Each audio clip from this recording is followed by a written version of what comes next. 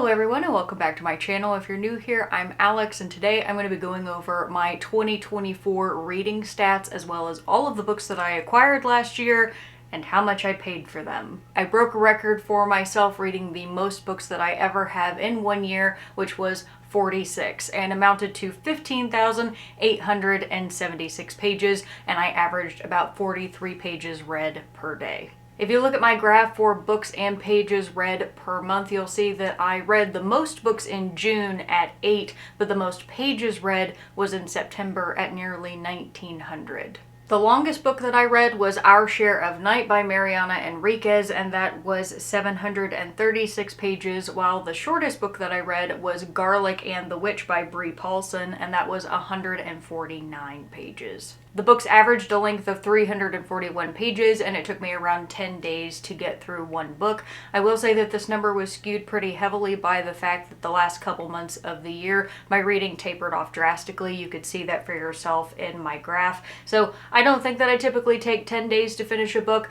but when my reading really slows down or I'm in a little bit of a slump, it can take me a while to get through a particular novel. I definitely experienced that earlier on in the year when I was reading Death's End by Session Leo, which was the final book in the Remembrance of Earth's Past trilogy, and that book took me 63 days to get through, which greatly contrasts from reading the monstrous graphic novels, because when I was reading those, it only took me a day to get through any one of them. The authors that I spent the most time with last year began with Marjorie Liu at 5, because she was one of the main creators of the Monstrous volumes, and I read 5 of those last year. And then there's Session Leo, because I completed the entire trilogy for the Remembrance of Earth's Past. And then Valerie Valdez, I read 2 of the 3 of the novels in her Chilling Effect series. I was a part of one read-along, which was for The Picture of Dorian Gray, which was actually a live show that we ended up hosting, and I had a lot of fun with that. I don't know how many more read-alongs I'm going to be doing in this upcoming year. I don't have any goals for that,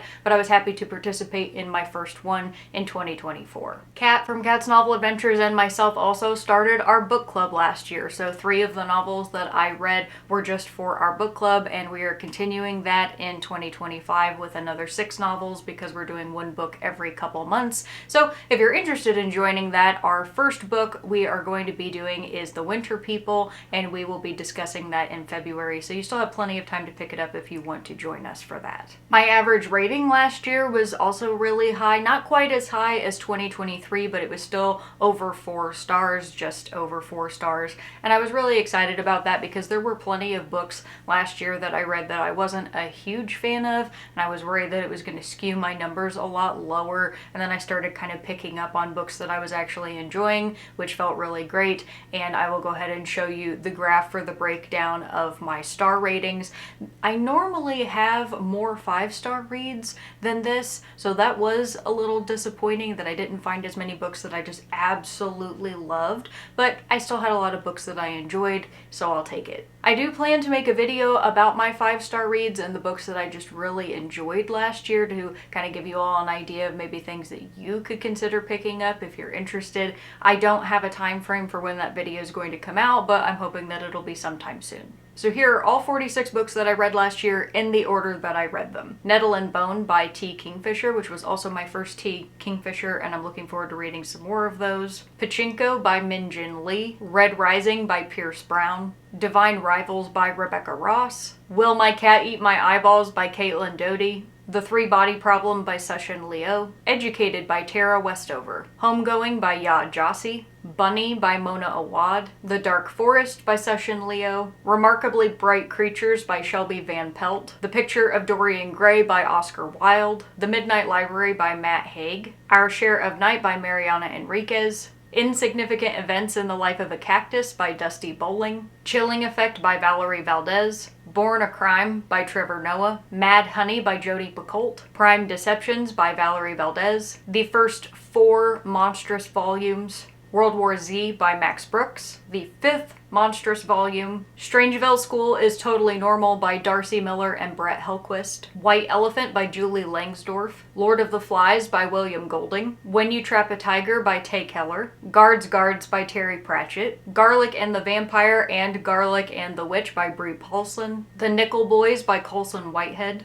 Death's End by Session Leo, Neverwhere by Neil Gaiman, Light from Uncommon Stars by Rika Aoki, The Devil in the Dark Water by Stuart Turton, Desperation by Stephen King, The Doors of Eden by Adrian Tchaikovsky, Something Wicked This Way Comes by Ray Bradbury, Under the Whispering Door by T.J. Klune, Boys in the Valley by Philip Fracassi, Under Fortunate Stars by Ren Hutchings, The Kaiju Preservation Society by John Scalzi, The Spirit Bears Its Teeth by Andrew Joseph White, and last but certainly not least was Devolution by Max Brooks. And now that I have told you all the books that I read, I can give you my genre breakdown for each one. I created this nifty infographic for you all to be able to look at, and I had to break it up into two pieces because this is the first year I actually couldn't fit all of the books into one graphic, which is pretty cool. I'm excited about that. Horror came out on top, followed closely by fantasy and then sci-fi. I am not surprised about that at all. Those are the three genres that I do typically spend the most time with.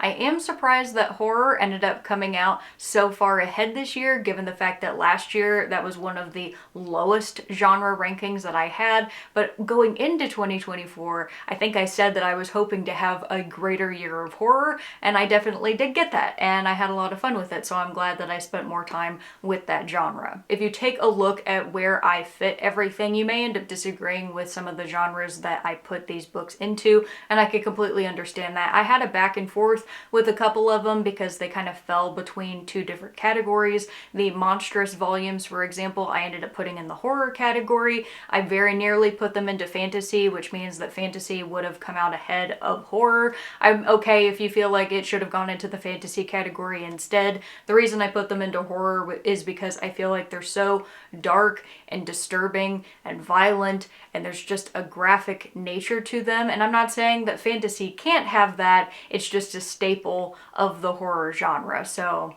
you know, agree or disagree however you like. I did read more widely than just these three genres, though. I also read some nonfiction at 3 books, historical fiction with 3, 2 thrillers, 2 contemporary, and 1 literary fiction. And those were the main stats that I wanted to focus on. So now I'm going to take a look at all of the books that I acquired in 2024. So this includes books that were both gifted to me as well as books that I purchased myself, and I will tell you what I paid for each one. I received 7 books from my mom over the year, which was The Luminaries, The Doors of Eden, Our Share of Night, What Moves the Dead, and the Shades of Grey trilogy. I was gifted some books from Kat, like Insignificant Events and the Life of a Cactus, Restart, No Exit, Nothing But Teeth, My Heart is a Chainsaw, and The Golden Spoon. I found one book at work when we ended up doing a book exchange, which was Maniac McGee, a story that I had read when I was a kid and I'm hoping to reread this coming year. I received the entire 15-book set of the Wheel of Time series by Robert Jordan from one of my subscribers, Heidi, so thank you very much, Heidi, for sending those to me. I received the Book of Unusual Knowledge from my friend Amanda. I also received a couple books from the lady who does my hair. Her name's Christina, and Christina gifted me Dragonflies in Amber and Why Do Men Have Nipples?